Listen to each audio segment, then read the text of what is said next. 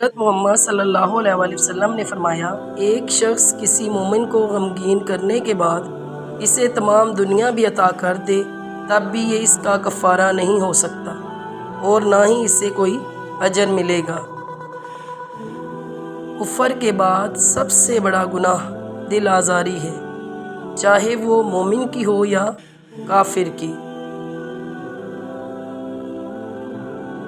سب سے بڑا جاہل وہ ہے جو ایک پتھر سے 2 دفعہ ٹھوکر کھائے۔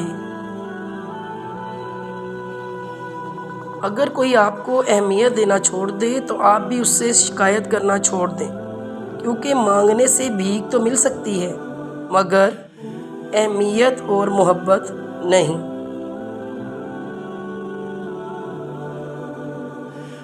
میرے بابا کہتے ہیں، بیٹا، جن کی اولادیں نظر جھکا کے چلتی ہیں ان کے والدین ہمیشہ نظریں اٹھا کر چلتے ہیں۔